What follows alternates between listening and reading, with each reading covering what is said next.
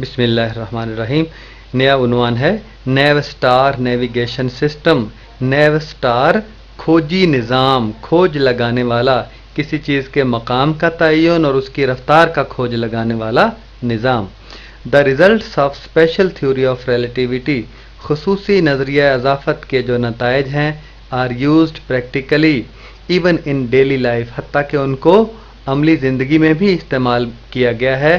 किसके ज़रिए से? By a modern system of navigation satellites, जो खोजी सैयारों के जदीद निज़ाम के ज़रिए।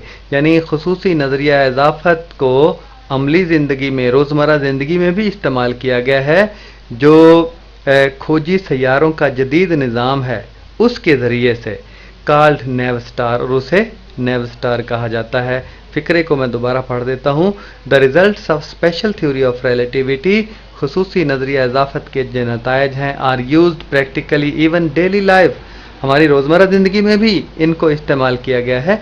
By modern system of navigation satellites, खोजी सैयारों के जदीद निज़ाम के ज़रिए, और ये निज़ाम है कॉल्ड नेवस्टार, नेवस्टार कहलाता है। The location and speed anywhere on the earth, ज़मीन पर किसी भी जगह पे किसी चीज़ के मकाम का तयन, लोकेशन का मतलब मकाम का तयन, एंड स्पीड और उसकी रफ्तार मालूम करने के लिए can be determined to an accuracy of about 2 centimetre per second. यानी ज़मीन पर किसी भी चीज़ के मकाम का तयन और उसकी रफ्तार का तयन जो है वो किया जा सकता है, मकाम और रफ्तार मालूम की जा सकती है। To an accuracy of about 2 centimetre per second, 2 centimetre फी सेकंड की दुरुस्तगी तक। इसका मतलब ये है कि 2 सेंटीमीटर फी सेकंड की रफ्तार तक कोई चीज़ जो है वो जा रही है, तो उसको ये उसके मकाम का और उसकी रफ्तार का तयन यहाँ तक, इतनी रफ्तार तक ये आला, ये निज़ाम कर सकता है। ये मसनूई सैयारों का जो खोजी निज़ाम है सामने तस्वीर में दिखाया गया है। हाउएवर, ताहम if relativity effects are not taken into account, अगर अज़ाफ़ती असरात, नज़रिया इजाफ़त के असरात को ना इस्तेमाल में लाया जाए, ना इस्तेमाल किया जाए, the speed could not be determined, जो रफ्तार है नहीं मालूम की जा सकती, any closer than about 20 centimetre फी सेकंड, 20 सेंटीमीटर के करीब करीब, 20 सेंटीमीटर के करीब तक की रफ्तार भी मालूम नहीं की जा सकती अगर नज़रिया इजाफ़त को हम इस्तेमाल में ना लाएं। यूजिंग दीज रिजल्ट्स, इन नताइज को इस्तेमाल करते हुए, the location of an aircraft after an hour's flight, 1 घंटे की परवाज़ के बाद जो हवाई जहाज़ के मकाम का तयन है, कैन बी प्रेडिक्टेड, उसके बारे में पेशीन गोई की जा सकती है कि हवाई जहाज़ जो है वो 1 घंटे की परवाज़ के बाद कहाँ है। टू अबाउट 50 मीटर्स, 50 मीटर के फासले तक, यानी 50 मीटर के फासले तक की जो है वो पेशीन गोई, यहाँ तक अगर कोई चीज़ जा रही है ज़मीन पर, तो ये निज़ाम जो है वो उसके मकाम का और उसकी रफ्तार का तयन कर सकता है। As compare about 760 metres determined by without using relativistic effects, और जो अज़ाफ़ती असरात को इस्तेमाल किए बगैर 760 मीटर जो है तक की फासले तक की ये पेशीन गोई की जा सकती है। यानी यही जो निज़ाम है, अगर अज़ाफ़ती असरात इस्तेमाल किया जाए तो 50 मीटर के फासले तक जो है वो रफ्तार और मकाम का तयन करता है। अगर ना इनको इस्तेमाल में लाया जाए अज़ाफ़ी असरात को, तो 760 मीटर के फासले तक की पेशीन गोई ये निज़ाम मकाम और रफ्तार का तयन कर सकता है। एग्जाम्पल, मिसाल है, the period of the pendulum is measured, किसी पेंडुलम का जो दौरी वक्फा है उसकी पैमाइश की जाती है, टू बी 3 सेकेंड, 3 सेकेंड। यानी कोई पेंडुलम है, लटकन है, और उसका दौरी वक्फा यानी एक चक्कर मुकम्मल करने का वक्फा 3 सेकेंड है। In the inertial reference frame of pendulum, एक जमूदी हवाले के फ्रेम के अंदर, यानी आम हालत में या तो जिस्म साकन है, मुशाहिदा करने वाला, या फिर यकसा रफ्तार से हरकत करता है, तो आम हालत में जो पेंडुलम का दौरी वक्फा मालूम किया है, टाइम पीरियड, वो 3 सेकेंड है।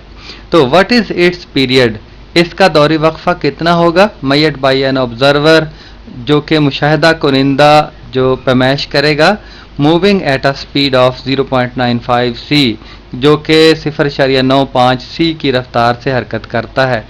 यानी मुशाहिदा करने वाला जो है वो 0.95 सी यानी रोशनी की रफ्तार के करीब करीब रफ्तार के साथ वो हरकत कर रहा है with respect to pendulum, pendulum के लिहाज से। पेंडुलम जो है वो तो अपना वक्फा दौर मुकम्मल करता है और जो मुशाहिदा करने वाला है वो बहुत तेज़ रफ्तारी के साथ हरकत कर रहा है और करते करते हरकत के अंदर ही वो मुशाहिदा करता है, पेंडुलम के दौरी वक्फे को नोट करता है। तो क्या होगा, किस तरह से दौरी वक्फा फिर कितना होगा, इसकी हम कीमत निकालते हैं। डाटा है t naught is equal to 3 seconds. आम हालत में जो दौरी वक्फा है वो 3 सेकंड है। रफ्तार है मुशाहिदा करने वाले की 0.95 सी और टी हमने मालूम करना है। तो फार्मूला देखें, टी बराबर हमें पता है कि जब मुशाहिदा करने वाला या फिर जो जिस्म है वो तेज़ रफ्तारी रोशनी की रफ्तार के करीब करीब रफ्तार से हरकत करता है तो उस वक्त उसकी जो वक्त दौरी वक्फा है वो इस फार्मूले से मालूम किया जा सकता है। यानी वक्त रुक जाता है, जो वक्त है वो आहिस्ता हो जाता है, टिक टिक आहिस्ता हो जाती है, घंटे मिनट सेकंड वो जो है वो लंबे हो जाते हैं। तो T बराबर टी नॉट बटे एम 1 मनफी वी स्क्वायर बटे सी स्क्वायर ये फार्मूला है। इसमें हमने कीमत T की कीमत है 3 सेकंड टी नॉट की, तो 3 ऊपर आ गया और नीचे है V की कीमत है 0.95 सी, उसकी जगह की कीमत दर्ज कर दी बटे सी स्क्वायर से सी स्क्वायर कट गया तो आ गया हमारे पास 3 ऊपर आया 3.0 और नीचे 1 मनफी 0.95 इसका मुरब्बा आ गया। मुरब्बे को हल किया तो अगले स्टेप में अगले मरहले में 3.0 बटे 1 मनफी 0.912 इसका जायज़ा आया और इसको फिर हल किया नीचे वाले स्टेप में 3.0 बटे 0.0880 और इसका जज़र हल किया आगे 9.6 सेकंड। तो जब मुशाहिदा करने वाला इतनी रफ्तार के साथ हरकत कर रहा है और करते करते मुशाहिदा करता है पेंडुलम के दौरी वक्फे का, तो दौरी वक्फा कितना हो गया 9.6 सेकंड। पहले 3 था लेकिन जब हरकत करते हुए मुशाहिदा किया है तो बहुत ज़्यादा, यानी वक्त का वक्फा बड़ा हो गया है। वही टाइम डिलेशन ताख़ीर वक्त वाला फार्मूला यहाँ पे इस्तेमाल हुआ है। एग्जाम्पल 2 दूसरी मिसाल है, ए बार 1.0 मीटर इन लेंथ, एक सुलाख है उसकी लंबाई 1 मीटर है and located along x axis, वो एक्स महवर के साथ जो है वो देखी जा रही है। उसके मकाम का तयन उसकी समत है एक्स महवर के साथ और moves with the speed of 0.75 सी और वो फिर हरकत करना शुरू कर देती है 0.75 सी के साथ, यानी रोशनी की रफ्तार से ज़रा कम रफ्तार के साथ वो हरकत करना शुरू करती है with respect to stationary observer, साकन मुशाहिदा कुनिंदा के लिहाज से, यानी मुशाहिदा करने वाला साकन है। शुरू में तो जो सुलाख है वो आम हालत में एक्स महवर के साथ पड़ी हुई है और उसकी लंबाई है 1 मीटर और उसके बाद वो हरकत करना शुरू कर देती है ख़ासी रफ्तार के साथ जो कि रोशनी की रफ्तार से ज़रा कम है और मुशाहिदा कुनिंदा जो है वो साकन है।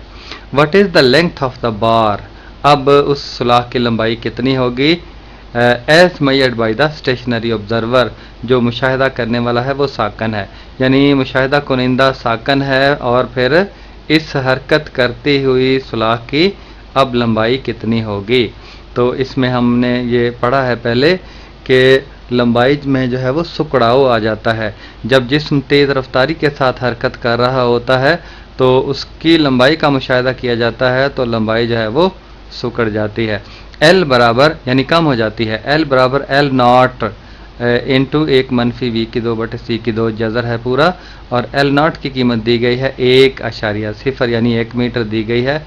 इसमें दर्ज कर दी, एल नॉट की जगह 1.0 लिखा और वी की जगह पे 0.75 सी लिखा। तो अगला मरहला अगला स्टेप आ गया, फिर सी की 2 से कट जाएगा तो दूसरा स्टेप एल बराबर हो गया 1.0 इंटू 1 मनफी और 0.75 इसका मुरब्बा आ जाएगा। इसके मुरब्बे को फिर अगले मरहले में स्टेप में हल करते हैं। l बराबर 1.0 इंटू 1 मनफी मुरब्बे को हल किया 0.5625 आ गया, और उसके बाद l बराबर आ गया 1.0 और इंटू 1 में से 0.5625 को तफरीक कर दिया तो आया 0.4375, और इसका जज़र लिया हमने तो 1.0 से उस जज़र को ज़रब दे दी।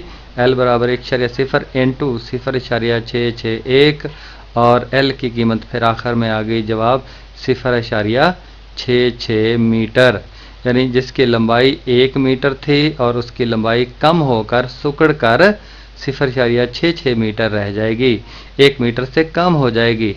तो वो बात जो आइंस्टाइंस का जो ख़ुसूसी नज़रिया इजाफ़त है उसका नतीजा था कि जब तेज़ रफ्तारी के साथ कोई जिस्म हरकत करता है तो उसकी लंबाई सुकड़ जाती है, कम हो जाती है।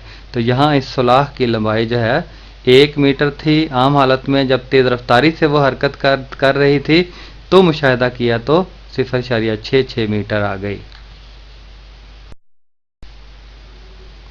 एग्जाम्पल 3 तीसरी मिसाल है, find the mass m of the moving object. हरकत करते हुए जिस्म का तोल मालूम करना है, मिकदार मादा मालूम करनी है, विद स्पीड 0.8 c जो कि 0.8 c के साथ हरकत करता है।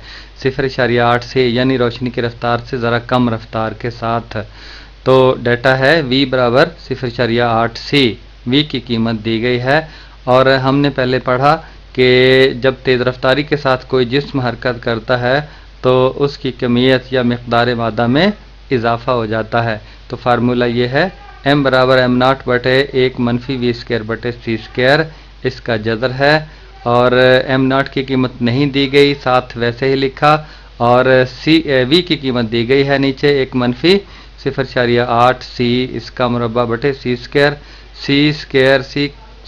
से कट गया तो बाकी नीचे वाला स्टेप m बराबर हो गया m0 बटे 1 मनफी 0.8 इसका मुरब्बा आ गया, मुरब्बे को हल किया नीचे वाले स्टेप में तो m बराबर आ गया m0 बटे 1 मनफी 0.64, और बराबर हो गया फिर m0 बटे 0.36, 1 में से 0.64 को निकाला तो 0.36 आ गया इसका जज़र को हल किया तो m बराबर m0 बटे 0.6, तो 0.6 को ज़रा अलग करके लिख लिया बराबर 1 बटे 0.6 m0, ज़रा तरतीब के साथ लिख लिया, बराबर हो गया, ये आशारिया ख़त्म किया, नीचे ऊपर 10 आ गया तो 10 बटे 6 m0 आ गया, 10 बटे 6, 10 को 6 से तकसीम करें तो 1.67 m0 आ गया।